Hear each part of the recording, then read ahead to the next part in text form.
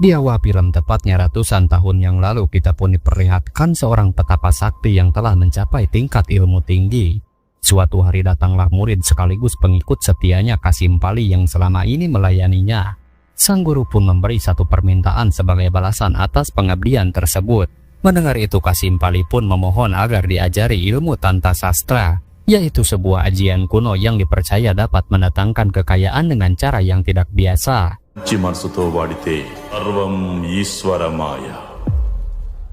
Cerita kemudian berpindah ke masa sekarang. Kita pun diperlihatkan 5 sahabat lajang yang tinggal bersama dalam satu rumah sederhana. Di antara mereka Prames adalah yang tertua dan paling sering mengeluh. Dia bekerja di sebuah kantor dengan atasan yang menyebalkan dan sering membuatnya tertekan. Sebenarnya dia ingin sekali berhenti. Namun suatu hari dia mendapat kabar bahwa keluarganya di kampung sedang sakit dan membutuhkan biaya besar. Dan demi orang tuanya, Prames pun kembali menjalani pekerjaannya dengan terpaksa meski hati terasa berat. Halo, Nana. Di rumah Prames hidup bersama 4 sahabat lain.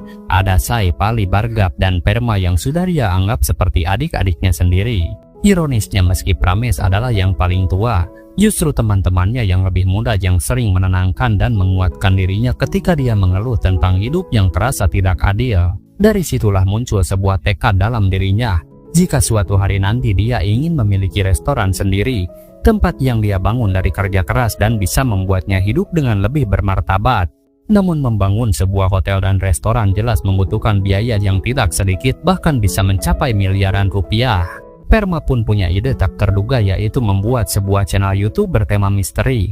Harapannya jika konten mereka viral, uang dari YouTube bisa menjadi modal untuk membangun restoran atau hotel impian Prames. Dan tidak pakai lama mereka pun memulai perjalanan dengan menelusuri sebuah rumah yang kabarnya angker. Sambil berjalan dari satu ruangan ke ruangan lain, Prames pun menceritakan sejarah kelam rumah tersebut. Hingga gangguan aneh mulai muncul, sampai ada penampakan sosok wanita. Pali yang memegang kamera langsung panik, membuat dia dan Prames langsung kabur. Sementara itu Sei dan Bargap yang bertugas menjadi hantu palsu justru malah bersantai. Pali yang melihat itu menjadi kesal dan akhirnya mereka bertengkar, tanpa menyadari bahwa semuanya sedang disiarkan secara langsung. Dan jelas penonton pun langsung mengetahui bahwa aksi mereka hanyalah rekayasa. Namun tanpa diduga, esok paginya Sai melihat bahwa video mereka ditonton banyak orang. Melihat itu mereka pun kembali bersemangat. Di situ Prames pun ingin membuktikan keseriusan timnya kepada penonton. Dia menilai konten rumah berhantu sedang tren, sehingga mereka pun memutuskan untuk menelusuri tempat paling angker yang bisa ditemukan. Setelah mencari di internet, mereka pun menemukan sebuah rumah tua di tengah hutan. Menurut catatan, rumah itu milik seorang pria bernama Kasimpali. Dan ya, Kasimpali adalah orang yang muncul di awal film. Dahulu tempat itu digunakan untuk melakukan ritual kuno, sehingga diyakini menyimpan energi negatif yang sangat kuat. Kelima sahabat itu langsung setuju datang ke sana demi membuat konten yang bisa trending. Sesampainya di lokasi, Prames membuka siaran dengan penuh semangat. Suasana di rumah itu berubah semakin mencekam saat Prames menyentuh sebuah bagian dinding. Dan tiba-tiba sebuah kotak tua terbuka yang di dalamnya terdapat sebuah buku kuno.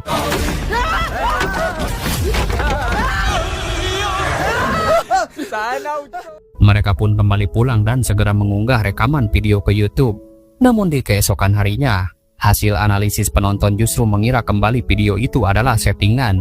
Padahal mereka benar-benar datang ke rumah terseram itu. Kabar itu pun didengar oleh bocah pemilik satu-satunya restoran di daerah tersebut. Dia mengejek mereka dengan mengatakan bahwa membangun hotel atau restoran tidak semudah membuat konten YouTube. Impian Prames pun terasa semakin jauh.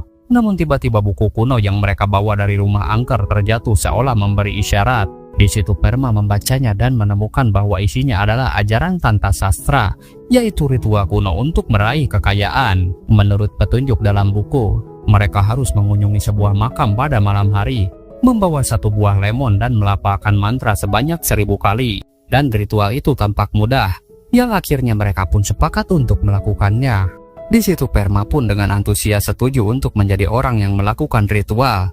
Dia bersemangat menghafal mantra sambil memegang buah lemon sebagai syaratnya.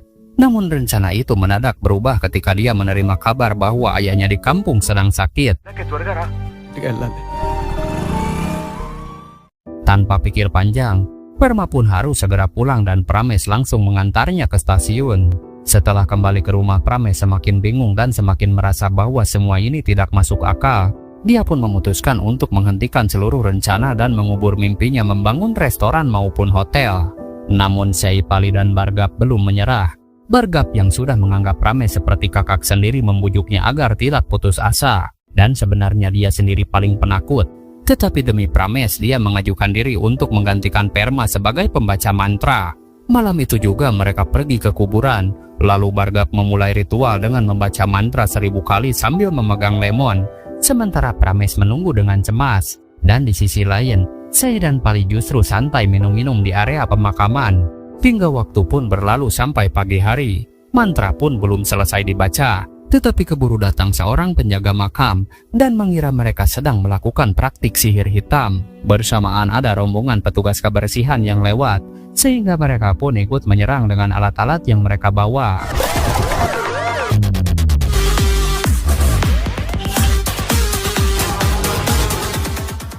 Setelah kejadian itu, Prames benar-benar tidak sanggup lagi. Dia meminta semuanya berhenti. Dia pun tidak tega melihat teman-teman menderita. Bagi Prames lebih baik impiannya memiliki restoran terkubur selamanya daripada membuat orang lain celaka. Hasilnya semalaman dia tidak tidur. Meski hatinya sedih dan kacau, dia pun mencoba menutupinya dengan senyum agar tidak terlihat lemah. Dan di kantor sebenarnya ada seseorang yang sangat perhatian, yaitu Parsha, rekan kerja Prames yang juga belum menikah. Parsha pun menunjukkan perhatian padanya. Namun di situ Prames tetap bersikap cuek, karena baginya menikah bukan hanya soal cinta, dan tanpa uang, kehidupan pun tidak akan bahagia. Dan tidak hanya itu, ketika dia pulang, dia terkejut melihat rumahnya dalam keadaan berantakan. Saipali dan Bhargav yang dibangunkan pun ikut kaget, karena mereka tidak tahu apa yang terjadi, yang pada akhirnya mereka pun saling menyalahkan. Setelah suasana mereda, mereka pun membersihkan rumah bersama-sama, lalu pergi nongkrong ke kedai milik Boche. Namun saat Bhargav hendak membayar makanan, Boche menghina mimpinya.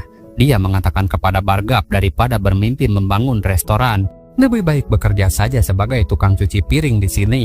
Mendengar temannya dihina, Prames tidak terima dan menegur Boche agar menjaga ucapannya. Dan karena kesal dengan perlakuan itu, mereka pun memilih pergi tanpa makan di sana dan memesan makanan lewat aplikasi GoFood saja. Namun setibanya di rumah, para sahabat itu kembali dibuat terkejut karena kondisi rumah yang kembali berantakan. Dan tepat pada saat itu, buku kuno Tanta Sastra yang sebelumnya mereka gunakan tiba-tiba jatuh dan terbuka sendiri. Di momen itulah mereka mulai menyadari bahwa semua kekacauan ini bukan ulah manusia, melainkan gangguan gaib. Mereka pun saling menyalahkan, terutama karena ritual yang dibacakan Bhargav mungkin tidak sempurna. Dan situasi berubah semakin mencekam ketika waktu tiba-tiba berhenti, lampu padam, botol pecah, dan terdengar langkah suara gelang kaki.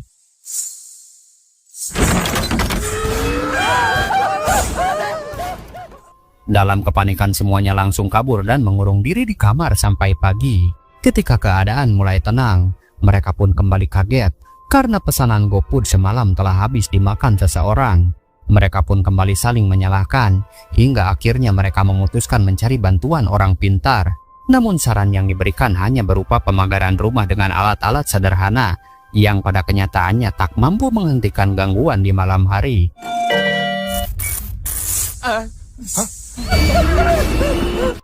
Situasi pun semakin rumit ketika Perma akhirnya pulang dari kampung. Dia melihat teman-temannya memasang berbagai benda aneh di rumah. Jelas dia kebingungan hingga Prames menjelaskan semua kejadian mistis yang mereka alami. Prames pun menjelaskan sebelum kejadian dimulai, waktu pun akan berhenti dan terdengar suara langkah gelang kaki. Dan benar saja tanda-tanda itu pun dimulai. Dan Perma yang tidak percaya langsung membuka pintu. Yang ternyata itu adalah Monik, pacar Perma. Monik juga mengaku kemarin datang ke sini lalu melihat rumah dalam keadaan terbuka serta berantakan, sehingga dari sana terungkaplah suara gelang kaki itu bukanlah hantu. Lalu Perma pun segera mengantar Monik pulang. Dan di keesokan harinya, Perma yang baru bangun terkejut melihat barang dapur berantakan dan makanan yang dibawa Monik telah habis dimakan seseorang. Padahal dia belum mencicipinya sama sekali. Tetapi teman-temannya justru menertawakan kejadian itu, karena bagi mereka hal seperti ini sudah biasa. Namun tetap Perma pun tidak percaya. Untuk membuktikan semuanya, Perma punya cara, yaitu dengan memasang CCTV dalam rumah. Mereka pun memantau dari kejauhan. Dan bisa kita lihat lemari tiba-tiba terbuka dan sebuah lemon jatuh ke lantai. Di saat semua fokus pada kejadian itu, Perma tiba-tiba hilang kesadaran. Dia masuk ke dalam rumah, mengambil nasi di Magicom, dan memakan semuanya dengan lahap menggunakan tangan kiri. Setelah selesai, lemon pun kembali ke lemari bersamaan Perma yang juga kembali sadar. Tetapi teman-teman menganggap semua ini ulah Perma yang menakut-nakuti mereka. Padahal Perma tidak tahu apa yang terjadi. Dan ketika dia mencium tangan kirinya, di situ Perma pun terkejut. Dia pun mencoba membela diri, karena selama 2 hari kemarin dia pergi ke kampung. Lantas siapa yang menghabiskan makanan di hari-hari sebelumnya? Ada benarnya juga mereka pun kembali melakukan eksperimen. Dan dengan kesal Bargap memesan GoFood sambil melempar sarungnya. Lalu tidak lama lemari bergetar dan si lemon pun terjatuh tepat di atas sarung. Yang seketika Bargap kerasukan. Dia pun melakukan hal yang sama, yaitu makan dengan rakus menggunakan tangan kiri.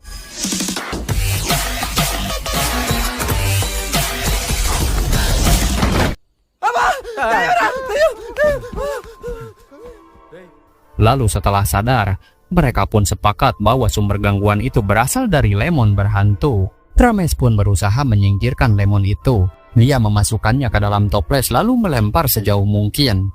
Namun dia ceroboh, karena jelas toples pun pecah. Dan sang lemon pun kembali ikut dibonceng sampai ke rumah. Di situ teman-teman kaget karena mereka sudah masak enak. Tetapi lemon itu malah kembali. Dan dengan kesal Sei pun melemparnya keluar. Tetapi lemon itu secara tidak sengaja mengenai arak-arakan jenazah yang sedang lewat. Dan seketika mayat itu hidup kembali, berjalan ke rumah mereka. Dan tanpa ragu dia mengetuk pintu lalu dengan santainya makan sepuas mungkin.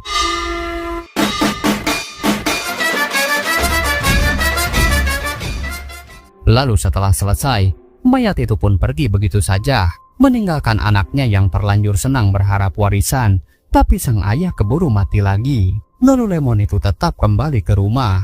Karena putus asa mereka mendatangi penjaga kuburan yang dikenal sakti. Namun pria itu justru berkata bahwa dia tidak mengetahui jenis arwah yang merasuki lemon tersebut. Dan apa tujuan sebenarnya? Yang dia bisa berikan hanyalah solusi sederhana, yaitu menaburkan bubuk beras di sekitar lemon yang dipercaya dapat menghadang arwah penasaran. Rame segera mencoba saran dari penjaga kuburan. Dan ternyata cara itu berhasil. Bubuk beras yang ditaburkan benar-benar membuat lemon tidak bisa keluar, meski sudah mereka pancing dengan makanan. Dan untuk pertama kalinya dalam beberapa hari, mereka pun merasa lega dan bahagia. Tetapi tidak lama setelah itu Paman Perma datang dari desa, membawa anaknya yang bertubuh gempal. Anak itu bernama Anji, namun dia tidak banyak bicara karena mengalami autisme akibat kesepian berkepanjangan. Dokter pun menyarankan konseling selama 40 hari. Tetapi sang ayah tidak dapat meninggalkan kampung karena harus bertani dan masih memiliki cicilan ke bank. Mendengar hal itu, Perma dan teman-temannya sepakat untuk membantu menjaga Anji sementara waktu.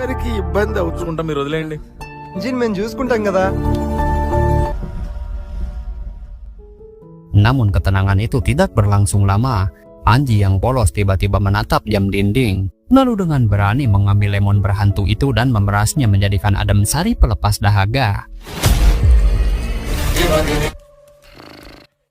Melihat lemon itu sudah diperas, mereka justru senang karena selama ini tidak ada yang terpikir untuk melakukan hal sesederhana itu. Bargap bahkan berterima kasih kepada Anji, tetapi tanpa mereka sadari arwah di dalam lemon berpindah ke tubuhnya. Ketika mereka kembali memasak, aroma makanan langsung tercium.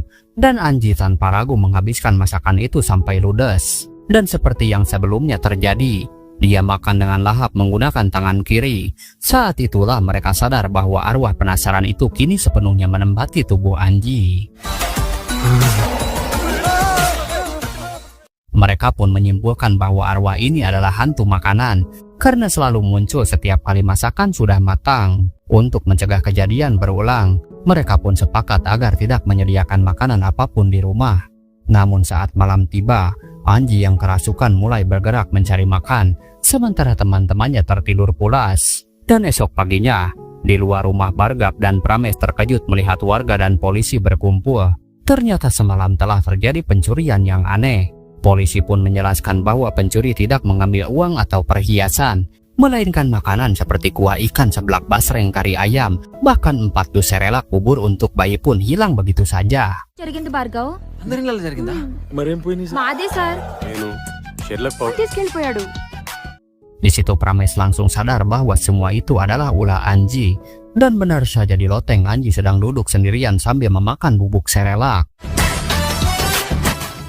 Meskipun begitu mereka kasihan kepada Anji. Dan agar warga tidak curiga, serta demi keamanan Anji sendiri, Prames pun memutuskan untuk tetap memberinya makan secara teratur. Dan hikmahnya masing-masing dari mereka pun mulai bekerja keras. Prames kembali semangat bekerja di kantornya. Sai tetap fokus mengulik YouTube. Perma mengejar mimpinya menjadi sutradara dengan langsung melamar ke lokasi syuting. Sementara Pali dan Bargap tetap di rumah menjaga Anji.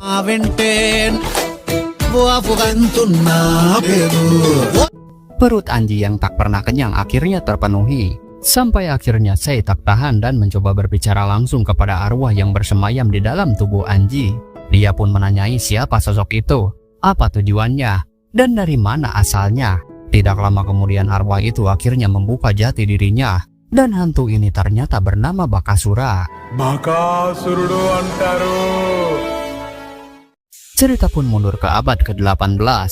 Saat itu sebuah desa sedang mengadakan karnaval, dan terlihat semasa hidup Bakasura sudah memiliki kegemaran makan tanpa batas. Dia bahkan melahap makanan yang seharusnya dibagikan kepada 50 orang. Dalam karnaval itu juga diadakan perlombaan angkat batu. Dan dua peserta terkuat adalah Jamindar dan Bakasura.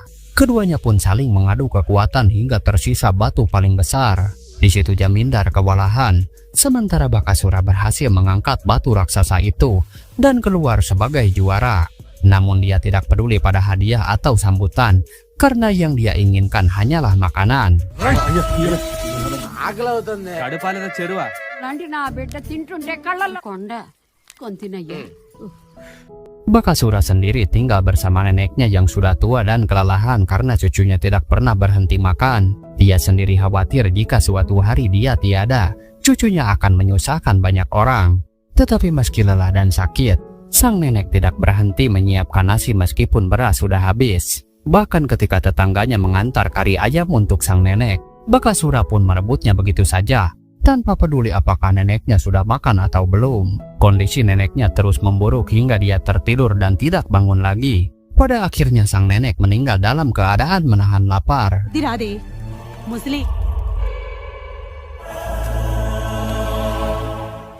Di situ Bakasura pun sangat sedih. Tetapi rasa sedih itu cepat hilang karena rasa laparnya kembali datang.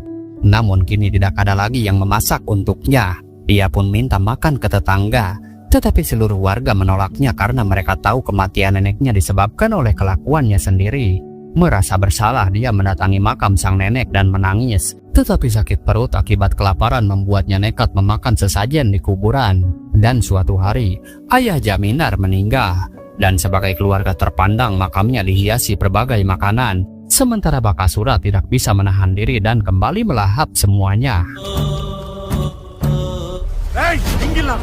Hingga Bakasura pun ketahuan, Jamindar marah dan menimpuknya hingga tewas. Meski demikian, Jamindar tetap menguburnya dengan layak meski tanpa upacara. Dari cerita itu Sai pun akhirnya tahu kalau arwah Bakasura gentayangan menjadi hantu pecinta makanan. Dan Sai kembali bertanya apa yang sebenarnya Bakasura inginkan sekarang. Namun jawabannya hanya satu, yaitu makan dan makan. Selain itu dia tidak membutuhkan apapun. ఇక్కడికి పొగబండి వస్తుందని 18th సెంచరీలో 200 ఏళ్ళు నీకేమైనా కోరుకుంటే చెప్పు. కోరిక నా కోరిక తినటం అది కోరిక కాదురా జబ్బు. Tidak ada solusi seperti biasa, Pali dan Barga pun membeli makanan untuk Anji. Namun di restoran terjadi masalah baru. Si Buce pemilik restoran dengan licik menjatuhkan uang dan menyalahkan mereka seolah-olah uang itu kurang. Karena itu mereka dipermalukan di depan banyak orang. Anji yang masih dirasuki Bakasura mendengar cerita itu dan merasa kasihan. Dia lalu meminta keduanya untuk menunjukkan restoran Buce agar dia bisa membalasnya. Sesampainya di sana, Pali dan Bargap meminta Buce menyiapkan banyak makanan untuk kakak mereka yang sangat lapar. Dengan sombong Buce mengatakan bahwa restorannya terkenal karena membuat semua pelanggan puas. Bahkan dia berjanji kalau kakak mereka tidak puas, dia pun siap menutup restoran itu. తిన్నంత పెట్టకపోతే మూసుకుని వెళ్ళిపోతాను.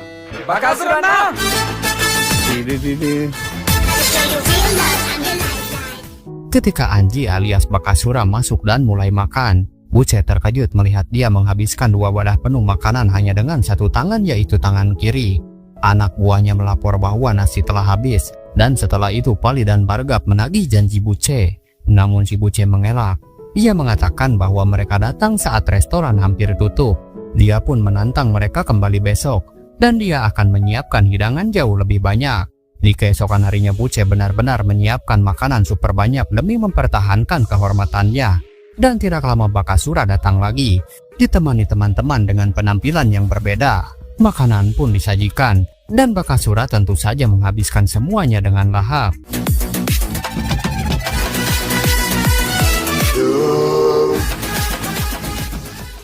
Meski kalah, Buce tetap sportif. Dia pun menepati janjinya untuk meninggalkan restoran. Dia bahkan memuji Bakasura sebagai orang terkuat dalam urusan makan. Seandainya ada kompetisi makan, katanya Bakasura pasti menjadi juara dunia. Mendengar itu Prames mendapat ide. Dia pun membawa Anji alias Bakasura berkeliling India mengikuti lomba makan di berbagai daerah. Dan tentu saja Anji selalu menang. Jelas uang pun terus mengalir masuk. Sampai pada akhirnya Prames berhasil mengumpulkan cukup uang untuk membayar DP pembangunan sebuah hotel. Dan semua itu berkat Bakasura.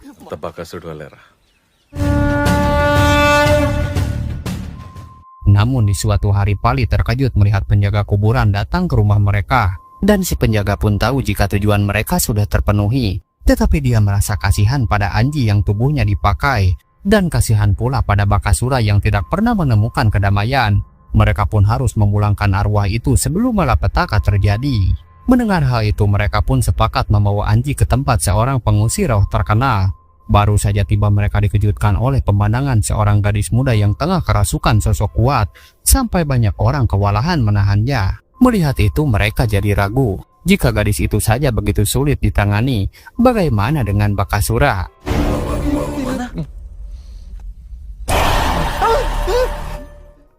Namun ternyata berbeda. Bakasura masuk ke dalam ruangan dengan sangat tenang tanpa melawan. Bahkan sang ajengan sampai heran karena baru kali ini dia melihat hantu yang sejinak itu. Di situ Prames mencoba meyakinkan, tetapi ajengan meminta bukti. Maka Prames pun menyuruh semua orang memeriksa ke dapur. Dan benar saja, makanan yang dibuat untuk 100 orang sudah ludes tak bersisa. Dan itulah rasa lapar yang Bakasura tahan selama 200 tahun. Setelah percaya, ajengan mengatakan bahwa dia harus pergi sebentar dan pengobatan untuk Anji baru bisa dilakukan besok pagi. Mereka pun diizinkan tidur di tempat itu, asalkan tidak membuka pintu yang sudah ditutup rapat karena katanya di dalam ada arwah Naka yang tidak boleh diganggu. Jika arwah itu terganggu, maka arwah lain pun akan bangkit.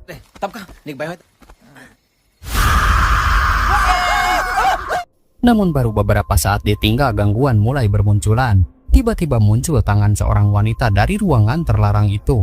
Entah karena terbiasa menghadapi Bakasura, Pali tidak merasa takut. Dia pun justru nekat masuk ke ruangan yang dilarang itu. Dan setelah masuk, inilah yang dilakukan oleh hantu tersebut.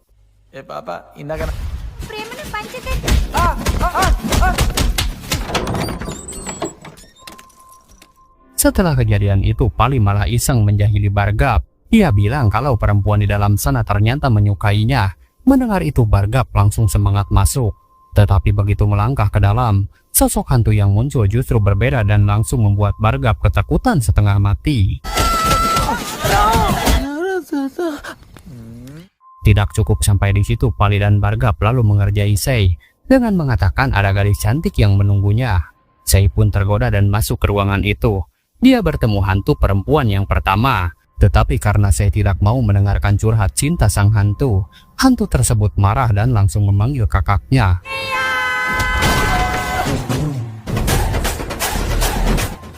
Lalu akibat pintu ruangan yang sudah terbuka, semua hantu di sekitar tempat itu akhirnya terbangun. Hingga para hantu semakin banyak dan mulai mengepung mereka. Tidak lama kemudian Bakasura datang dan melihat banyak hantu. Bakasura yang juga hantu malah ikut ketakutan sendiri. Jebel kali listrik lah.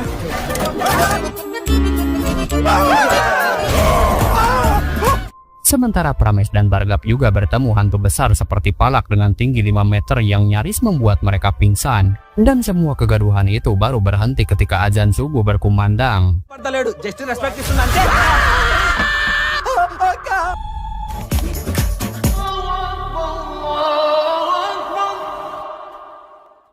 Seorang ahli spiritual akhirnya datang untuk membantu. Dia mengungkapkan bahwa Bakasura punya satu keinginan yang belum terpenuhi. Semasa hidupnya dia berharap ada seseorang yang memberinya makan, tetapi tidak ada satupun yang peduli. Karena itu rasa laparnya menahan arwahnya selama 200 tahun.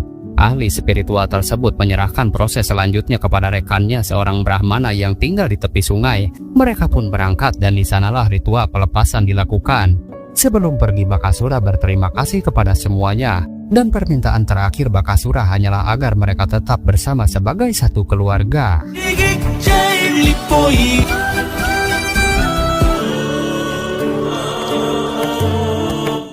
Setelah semua selesai, Prames kembali ke kantor. Tanpa basa-basi dia langsung melamar Parsha. Sang bos yang sering memarahinya juga merasa bersalah dan saling berpelukan sebagai tanda damai. Hingga akhirnya restoran impian mereka berhasil dibuka dengan Anji yang kini ikut bergabung. Namun siluman lemon yang dulu mereka temui ternyata masih berkeliaran mencari tubuh baru untuk ditempati. Hikmah dari film ini adalah bahwa keluarga sejati tidak selalu berasal dari darah, melainkan dari orang-orang yang mau saling menjaga, berkorban dan bertahan bersama dalam keadaan sesulit apapun. Melalui kisah Bakasura, film ini menyampaikan pesan kuat tentang keserakahan, baik itu keserakahan pada makanan maupun keserakahan dalam bentuk lain seperti harta, ego, atau kekuasaan. Semua bentuk kerakusan hanya akan berakhir pada kehancuran dan penyesalan, karena sifat itu menutup mata seseorang dari kasih sayang dan kebutuhan orang lain. Namun film ini juga memperlihatkan bahwa setiap orang, bahkan mereka yang telah tersesat oleh keserakahan, tetap bisa menemukan ketenangan ketika diberi kesempatan untuk merasa dicintai. Dan pada akhirnya, kebersamaan, kepedulian, dan hati yang tulus adalah kekuatan terbesar yang mampu menyembuhkan luka di masa lalu dan membawa kedamaian bagi semua pihak. Terima kasih sudah menonton sampai akhir. Sampai jumpa di alur cerita film selanjutnya.